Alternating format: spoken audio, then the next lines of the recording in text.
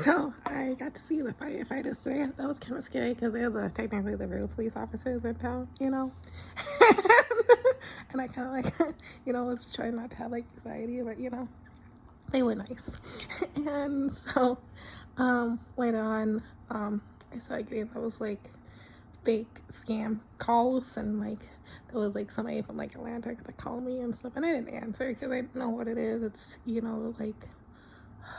like some India, they just they're the ones who like quote unquote attacked us, kind of thing like that. And then later on I was like driving home, and then how California is, or I was like fucking with like Joey or whatever, and because you have those like people who like really messed up in their head, and they think like when you're a kid and you go swinging on the swing set, and like the person next to you starts swinging at the same time as you, and people like, oh, you're married, that kind of thing like that growing up. So people do that intentionally now, but they drive right next to you. And then after that, it's a contract or a prenup and stuff. And I'm just like, grow up, people. Like, I am sorry. You guys are really that, like, bored out of your mind. Like, for real. Like, I get so annoyed. And this is one of the reasons why I wanted to stop driving. Because I'm just, like, so tired of people just, like, intentionally, like, just driving next to you. They won't speed up or slow down. And sometimes if you speed up, they will speed up. If you slow down, sometimes they slow down. It's just really annoying. And then they're like, oh, you got married. I'm just like, oh, I didn't know I was in elementary school. And so,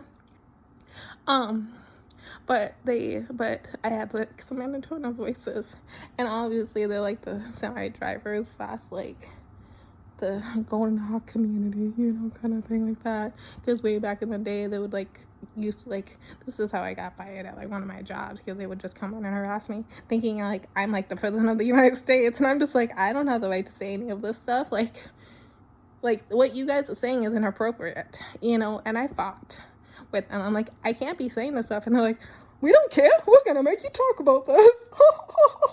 And I'm just like, I can't be talking about this, And so, but so obviously I know they are real people and they will actually really show up, And so, they're like in my internal voices, because sometimes the internal thoughts too, but the voices, and they're like, oh, we want to drink, because I refuse to drink before my next shift, because I want to like, I don't want to drink alcohol. And they're like, no, we have to stop drinking alcohol. I'm just like, because I don't want to be drunk on the clock.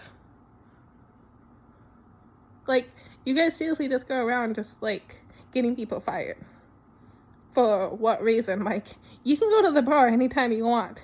How does me being drunk on the clock has anything to do with you going to the bar and drinking? Yeah.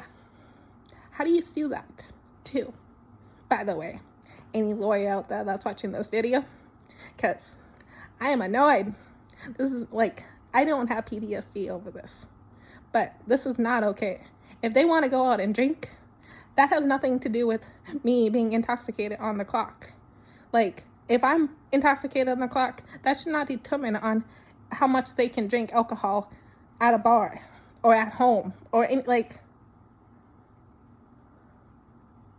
what is wrong with these people?